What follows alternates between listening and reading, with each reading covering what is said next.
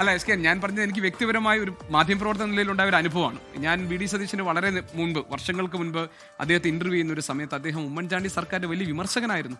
കാരണം അദ്ദേഹം പറഞ്ഞത് ഈ സർക്കാർ ദിശ തെറ്റിയ പോലെയാണ് പോകുന്നത്. 5-ാം മന്ത്രിസ്ഥാനവുമായി ബന്ധപ്പെട്ട് ഉയർന്നു വന്ന വിവാദങ്ങൾ, എന്റെ അഭിമുഖത്തിൽ പറഞ്ഞാണ്, 5-ാം മന്ത്രിസ്ഥാനവുമായി ബന്ധപ്പെട്ട് ഉയർന്നു വന്ന വിവാദങ്ങൾ ഈ മന്ത്രിസഭയുടെ ശോഭ കെടുത്തി എന്ന് ആ സർക്കാരിനെതിരെ വിമർശനം ഉന്നയിച്ച ആളാണ് വി ഡി സതീശൻ. അന്ന് നമ്മൾ അതിനെ വിളിച്ച പേര് നിലപാട് എന്നായിരുന്നു. ഇന്ന് അദ്ദേഹം മുഖ്യമന്ത്രി ആയിരിക്കുമ്പോൾ അദ്ദേഹത്തിന്റെ സർക്കാരിനെതിരെ അദ്ദേഹത്തിന്റെ പാർട്ടിയിൽ നിന്ന് ആരെങ്കിലും അദ്ദേഹത്തെ വിമർശിച്ചു കഴിഞ്ഞാൽ നമ്മൾ പറയാൻ ഒരുപക്ഷെ സാധ്യതയുള്ളത് മുഖ്യമന്ത്രി ആവാൻ കഴിയാത്തതിന്റെ ചുരുക്കാണ് എന്നായിരിക്കും മറ്റേയാളെ നമ്മൾ വിമർശിച്ച് മാറ്റിയെടുത്തത്. പുതിയ പേരും വന്നു, നിലപാടുകളുടെ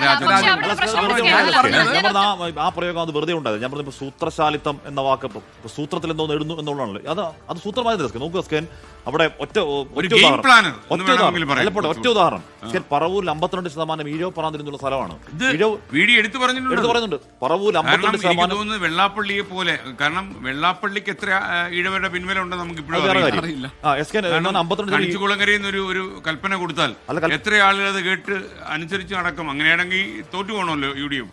അവിടെ ശരിക്കും അതേ എടുത്ത നിലപാട് വെള്ളാപ്പള്ളി വലിയ മാത്രമല്ല അതൊരു കീഴ്വഴക്കം തന്നെ ഉണ്ടാക്കി. കാര്യം സമുദായ ആചാര്യന്മാരല്ല തെരഞ്ഞെടുപ്പ് കാര്യങ്ങൾ തീരുമാനിക്കേണ്ടത്. അത് റിസ്ക് ആണ് എന്ന് പറഞ്ഞാൽ പ്യൂർ റിസ്ക് ആണ്. എന്ന് പറഞ്ഞാൽ UDF ജയിക്കുന്നു, UDF ജയിച്ച് മുഖ്യമന്ത്രി പദവിയിലേക്ക് ആഗ്രഹിക്കുന്ന ഒരാൾ തോറ്റുപോകുന്ന റിസ്ക് അവിടെ ഉണ്ട്.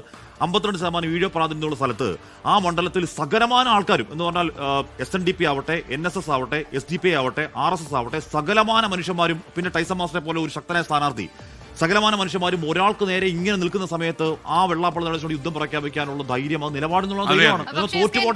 അവിടെ നമ്മൾ വില വെക്കേണ്ടത് ആരെയാണെന്നറിയോ? നമ്മുടെ വോട്ടേഴ്സിനെ നല്ല തിരിച്ചറിവുള്ളവർ. വീട്ടിലിരുത്തോണ്ടവരെ വീട്ടിൽ തന്നെ ഇരുത്തിയിട്ടുണ്ട്, പുറത്തിറക്കേണ്ടവരെ പുറത്തു ഇറക്കും.